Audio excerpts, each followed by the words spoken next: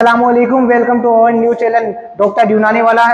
आज हम general physiology का टॉपिक सेल पढ़ेंगे, जिसमें हम सेल के बारे में कुछ डिटेल्स लेंगे और जिसमें सेल क्या होती है, सेल को कितने पार्ट्स में डिवाइड किया जाता है, सेल्स में क्या क्या होते हैं, ये सभी हम आज इस टॉपिक में सेल के टॉपिक में पूरा क्लियर करेंगे। सेल की कोई रोबोट ठुकने की थी। अब सेल की डेफिनेशन देखते हैं।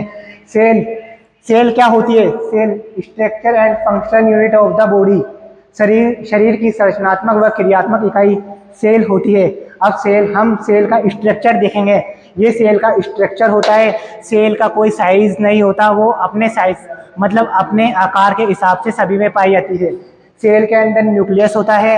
इस सेल के अंदर जितने भी ये सब पाए जाते हैं, जो सेल ऑर्गेनल्स होते हैं, जिसमें से है गोल्गी अपार्टमेंट्स होता है, न्यूक्लियस होता है, और इसके बीच का जो होता है ये केंद्रक, जिसे न्यूक्लियस बोलते हैं। इसमें माइटोकॉन्ड्रिया पाया जाता है, जिसे powerhouse of the cell बोला जाता है। इसमें राइबोसोम्स पाए जाते हैं, और इसकी जो बाहर की कवरिंग होती है उसे सेल मेम्ब्रेन कहा जाता है। सेल के स्ट्रक्चर के बाद हम सेल को डिवाइड पढ़ेंगे। सेल को 3 पार्ट में डिवाइड किया जाता है: सेल मेम्ब्रेन, साइटोप्लाज्म और न्यूक्लियस। अब सेल मेम्ब्रेन, जो सेल का बाहर का कवरिंग हिस्सा होता है, उसे सेल मेम्ब्रेन कहते हैं। सेल मेम्ब्रेन की मोटाई 85 आर्मस्ट्रॉन्ग होती है, जिसमें हम सेल का ये बाहरी हिस्सा थोड़ा बहुत निकाल कर, मतलब ये सेल की स्ट्रक्चर को डिटेल्स में पढ़ेंगे। अभी सेल का जो स्ट्रक्चर होती है वो प्रोटीन, लिपिड, प्रोटीन की बनी होती है। तो इसके अंदर ये पूरी इसकी टोटल मोटाई 80 आर्मस्ट्रॉन्ग होती है, जिसमें से प्रोटीन लेयर 25 आर्मस्ट्रॉन्ग होती है, जो लिपिड की जो बीच की लेयर होती है वो 30 आर्मस्ट्रॉन्ग होती है, जो नीचे वाली लेयर सबसे लास्ट लेयर होती है वो 25 आर्मस्ट्रॉन्ग होती है। इसी तरह ये इसकी टोटल मोटाई 80 आर्मस्ट्रॉन्ग होती है।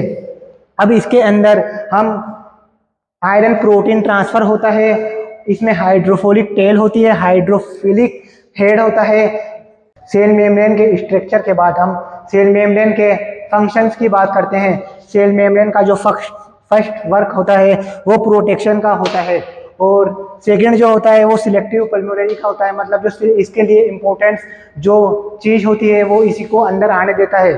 और थर्ड जो होता है वो एक्सक्रीटरी सिस्टम का वर्क अंजाम देता है। सेल मेम्ब्रेन के फंक्शंस के बाद हम आते हैं सेल ऑर्गेनल्स पे।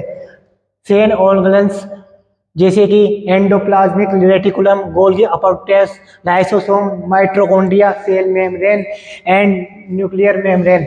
अब इनके बाद हम साइटोप्लाज्म में आते हैं। सेल मेम्ब्रेन के बाद तो साइटोप्लाज्म क्या होता है? साइटोप्लाज्म जेली लाइक मटेरियल होता है, जिसमें 80% वाटर होता है। साइटोप्लाज्म के बाद हम लास्ट जिससे सेल मेम्ब्रेन तैयार होती है, उसका जो थर्ड पॉइंट था न्यूक्लियस। अब न्यूक्लियस क्या होता है? न्यूक्लियस सेल के अंदर पाया जाने वाला केंद्रक होता है।